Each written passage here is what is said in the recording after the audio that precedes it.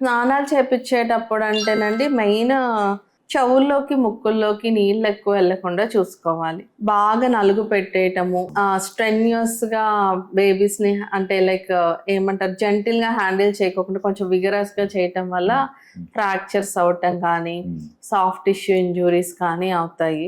ఇంకా ఏం చేస్తారంటే బ్రెస్ట్ దగ్గర మిల్క్ వస్తాయని పిండుతారనమాట. సో వాటి వల్ల ఇన్ఫెక్షన్స్ పెరుగుతాయి అన్నమాట. అలానే ముక్కులో ఆయిల్ వేయటం, చెవుల్లో ఆయిల్ వేయటం, ఆయిల్ వేసి ఊదటం ఇలాంటివి అసలు చేయకూడదు. ఇప్పుడిప్పుడు వీటి గురించి చాలా మందికి అవేర్నెస్ వచ్చింది. చాలా మంది అసలు చేయట్లేదు. అండ్ ఇంకొకటి తేనె నీళ్ళు తాగిచ్చడం.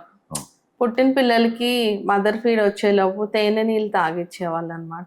సో చాలా హార్మ్ఫుల్ ప్రాక్టీస్ అది. సో దానివల్ల ఏంటంటే తేనెలో ఒక రకమైన బ్యాక్టీరియా స్పోర్స్ ఉంటాయి. సో దానివల్ల బాటిలిజం అనే డిసీజ్ రావచ్చు. సో అది అస్సలు తాగిచ్చకూడదు.